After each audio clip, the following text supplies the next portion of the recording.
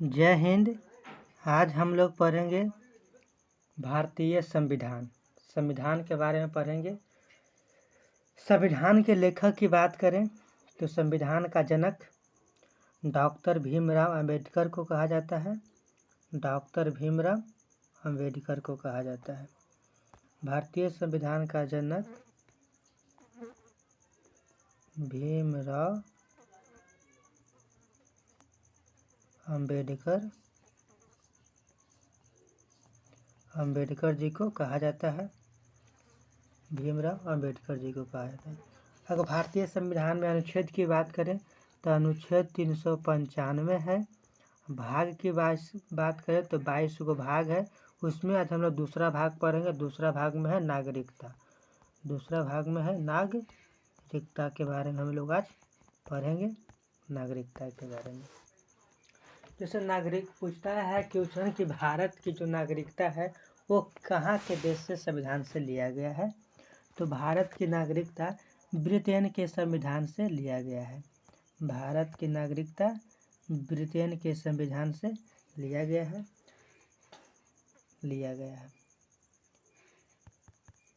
अगर नागरिकता का पहला विवरण अरस्तु ने किया था। और नागरिकता किस नियम पर आधारित है? भारत की नागरिकता किस नियम पर आधारित है? तो 1955 के अधिनियम पर आधारित है।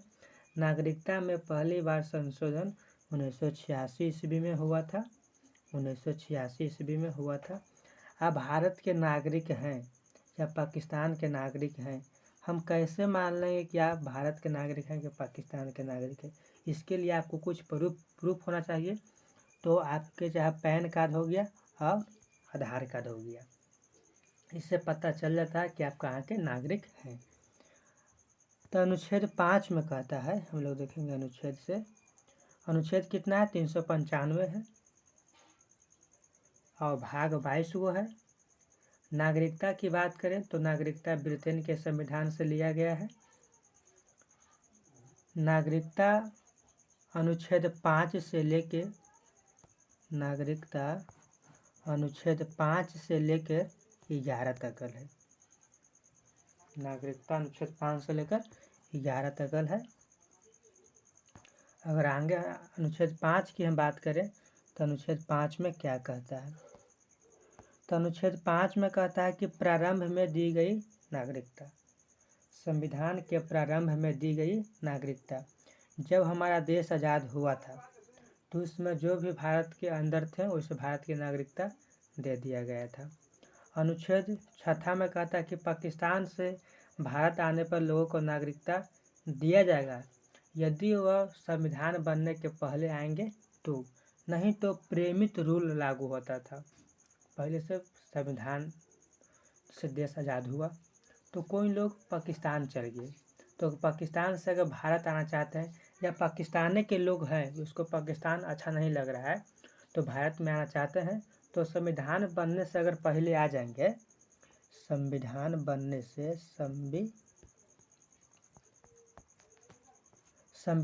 बनने से अगर पहले आ जाएंगे तो उसे भारत की नागरिकता दे दी जाएगी।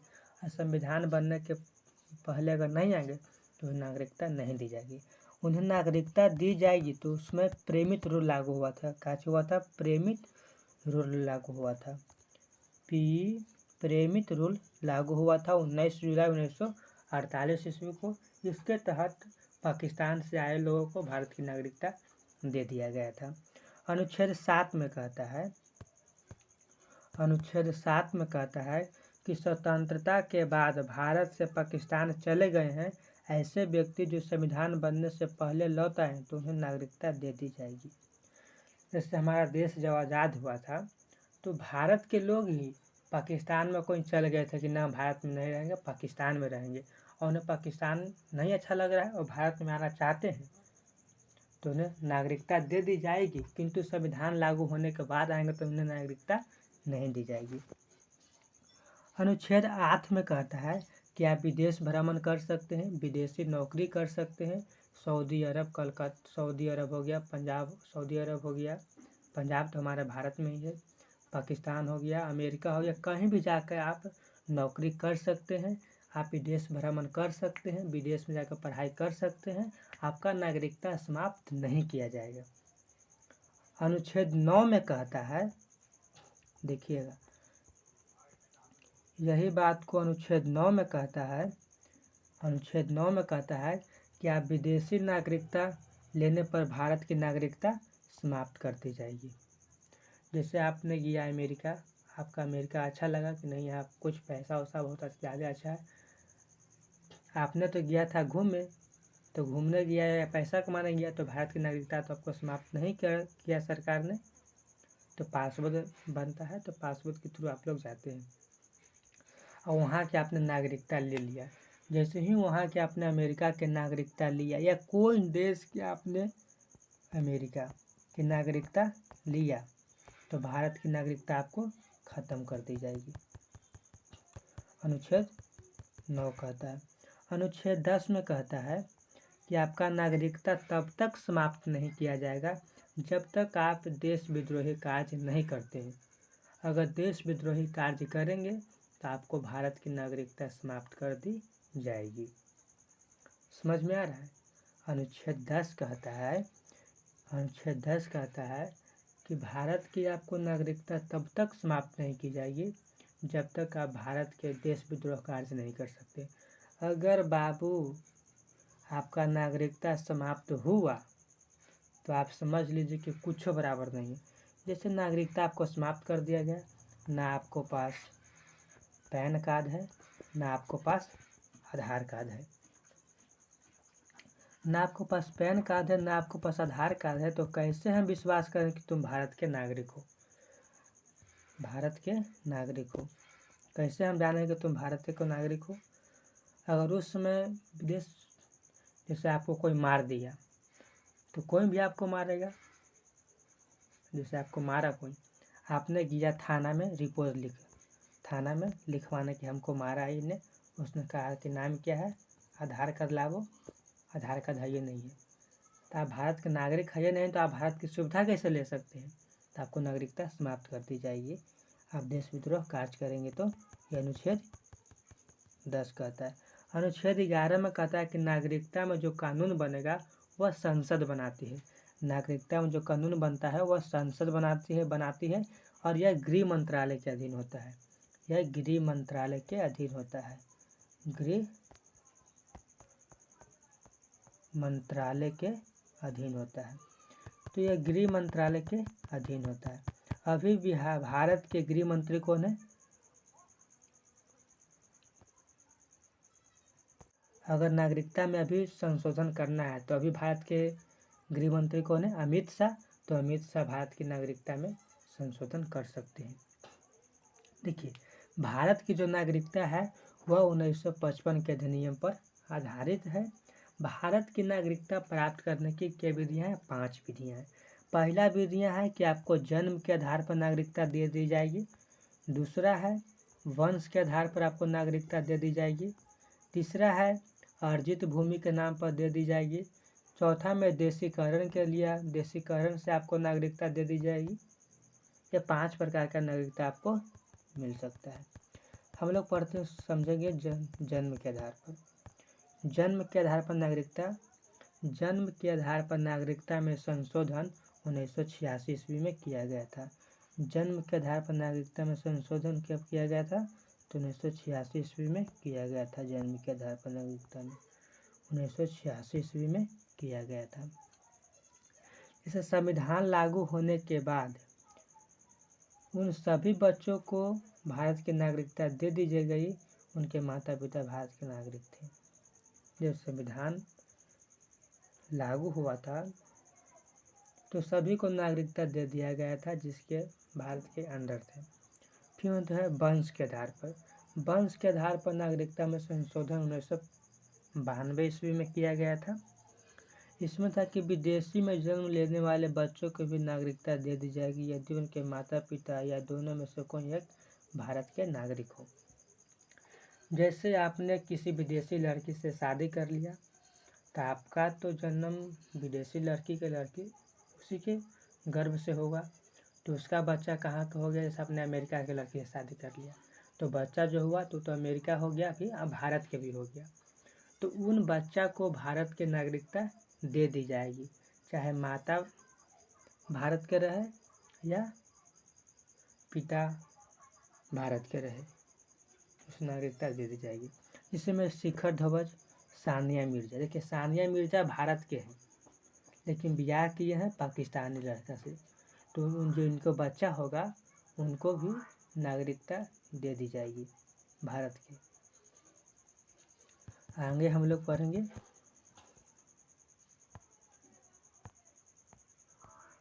आगे है पंजीकरण के आधार। आपको पंजीकरण के आधार पर ही भारत की नागरिकता आपको दे दी जाएगी। पंजीकरण के लिए आपको 7 साल भारत में लगातार आपको रहना होगा तो आपको भारत की नागरिकता दे दी जाएगी। चौथा में है देशीकरण। देशीकरण के माने क्यों देशीकरण में होता है कि वैसा व्यक्ति जो भारत में कम से कम किसी एक भाषा का अच्छा जानकार हो, चाहे हिंदी हो गया चाहे इंग्लिश हो, अच्छा जानकार हो, वैज्ञानिक या कला में निपुण हो, वैज्ञानिक कला में निपुण हो, तो उसे 12 साल तक भारत में रहेगा तो उसे भारत की नागरिकता दे दी जाएगी, और नकारात्मक सोच रखता हो। 5वां में है अर्जित भूमि। अर्जित भूमि का मतलब होता है कोई विदेशी राजा अगर भारत में मिलना चाहता है, जैसे 1975 में सिक्किम मिला था भारत में, अनुच्छेद 2 का प्रयोग कर संसद ने मिला लिया था, तो वहाँ के लोगों को नागरिकता कैसे मिला? तो वहाँ के लोगों का नागरिकता अर्जित भूमि के आधार पर ही मिला था, अर्जित भूमि के आधार पर नागरिकता मिला था। ठीक है,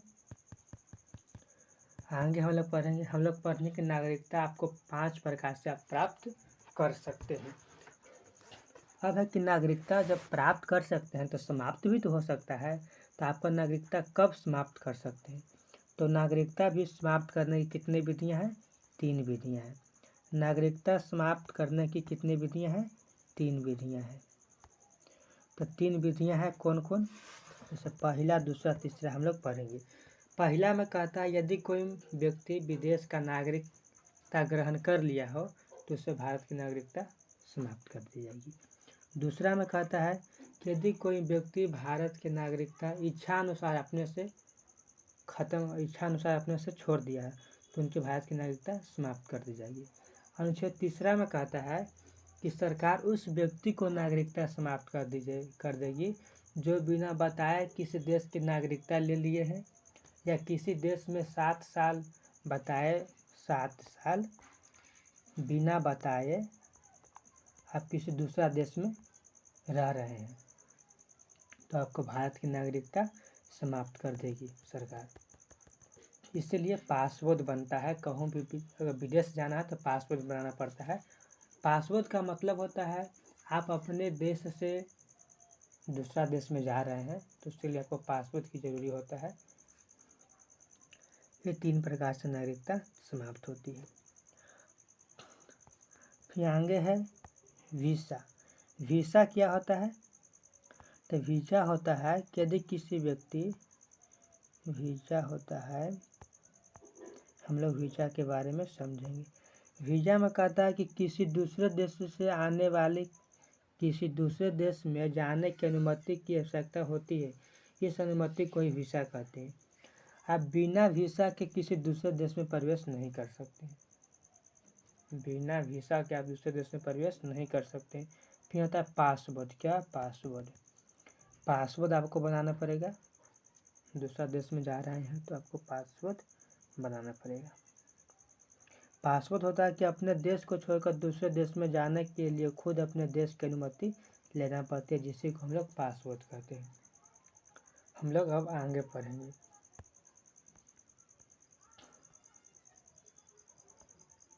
देखिए आप लोग को इतना तक तो समझ में आ गया होगा, जैसे संविधान का अनुच्छेद 395 गो है, संविधान में भाग 22 गो है।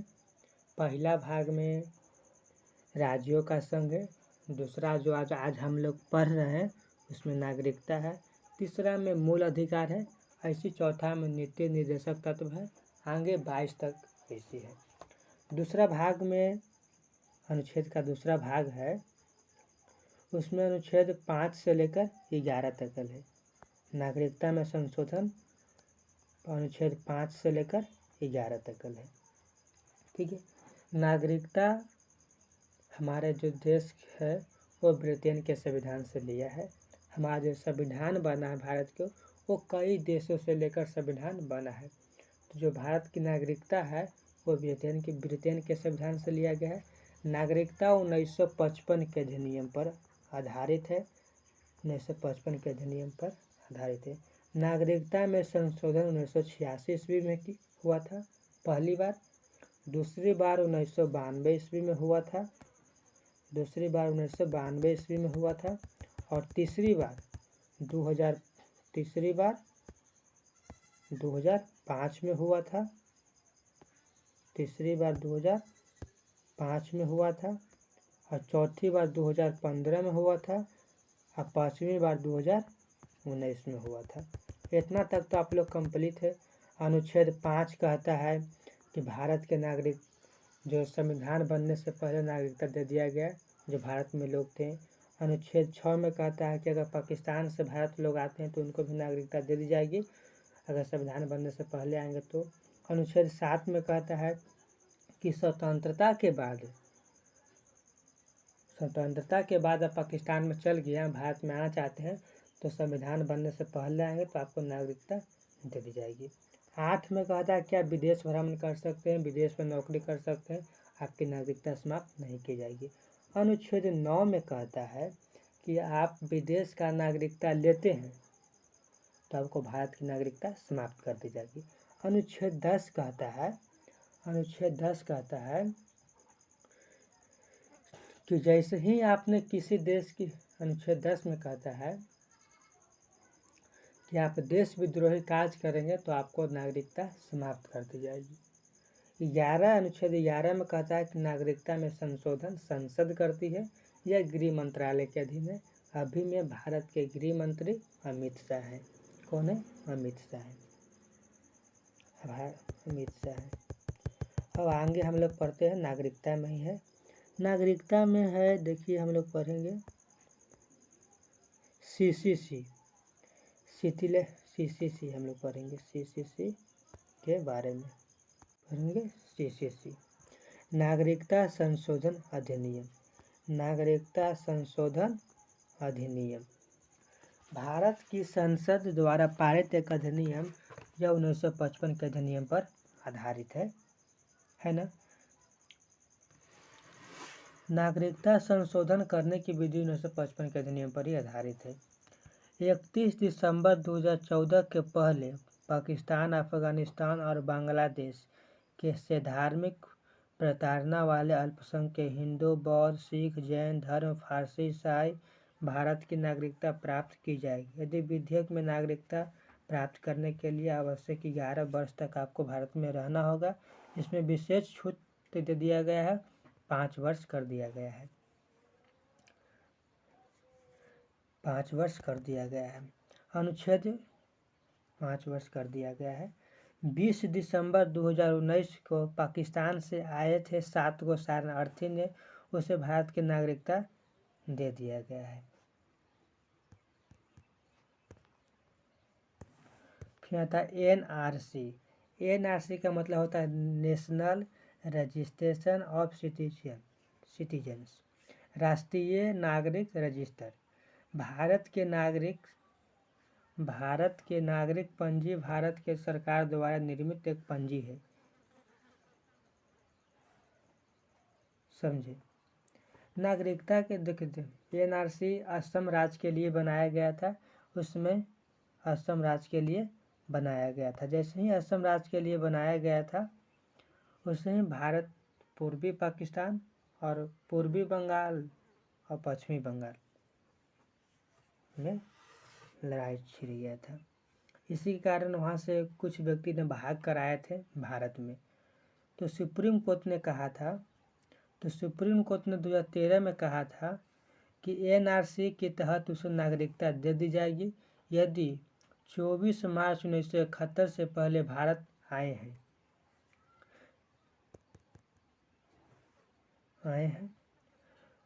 एनआरसी रजिस्टर बनने लगा था 2015 में।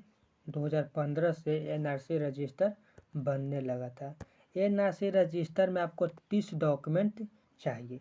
30 डॉक्यूमेंट में से आपको किसी एक डॉक्यूमेंट भी आपको पास है तो आपको भारत की नागरिकता दे दी जाएगी। इससे पहले एनआरसी रजिस्टर होने के लिए 2 लिस्ट को मिलाकर कुल 30 डॉक्यूमेंट में से कोई एक होना आवश्यक है। यदि आपके पास कोई भी डॉक्यूमेंट नहीं है तो आपको 4 माह का समय दिया जाएगा। उसके अंदर आपको साबित करना पड़ेगा कि आप भारत के नागरिक हैं, भारत के नागरिक हैं। आगे देखेंगे, अगर आपने साबित नहीं किया तो आपको सुप्रीम कोर्ट में जाना होगा, डिस्ट्रिक्ट कोर्ट में जाना होगा।